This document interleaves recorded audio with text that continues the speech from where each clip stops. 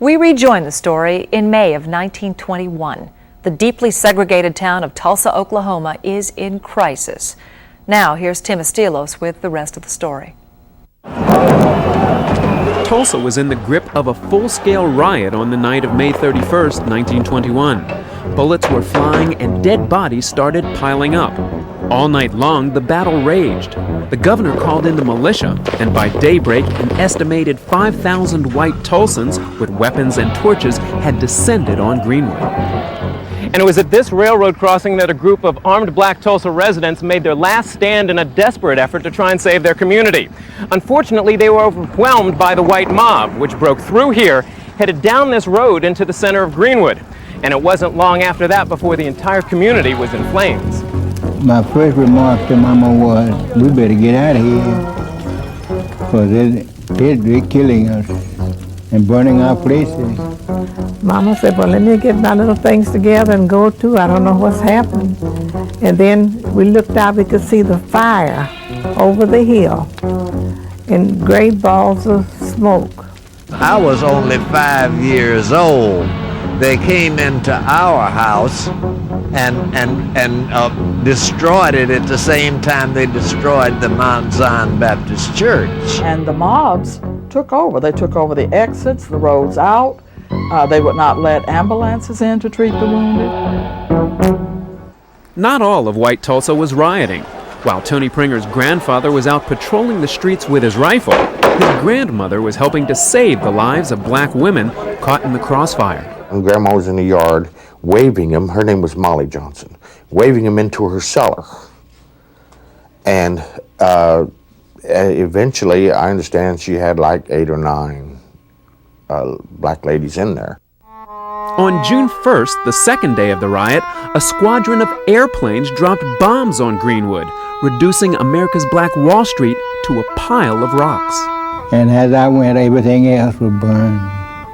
Nothing left standing. Hospitals, schools, churches, everything. Oh, it was pitiful. See, in fact, it just ruined us. Meanwhile, black people were rounded up and forced to march to makeshift internment camps. And it was a long, hot day. But if you slowed up, they'd shoot down at your feet and tell you to hurry up.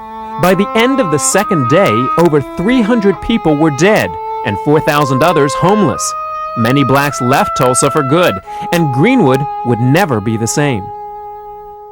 There was a 75-year conspiracy in Tulsa to just ignore that riot. There are no papers in the archives about the May 31st Tulsa Tribune paper, which had a lead story about "To lynch a nigger tonight." In fact, the whole story was suppressed for decades, and only recently have Tulsans come forward. As for Greenwood, the neighborhood barely recovered. Just a block-long string of buildings remained. How different is this community from the way it was at the time of the riots? Oh, it's very, very different. Economically, we don't have an area of strong economic growth with black people. We don't have any place that we can claim our own like we did then. And so we have lost that. We have lost the Black Wall Street legacy. But those left in Greenwood remember. They raised enough money to construct this monument to Tulsa's Black Wall Street. And on June 1st, 1996, the 75th anniversary of the riot, Tulsa's black and white community raised their voices in a special ceremony. State Representative Don Ross introduced Robert Fairchild to the audience, and he got a standing ovation. And Ross used his office to make a long overdue statement. No public apology has ever been made by a public official. Please accept our apology on behalf of the state of Oklahoma and the city of Tulsa. That was significant.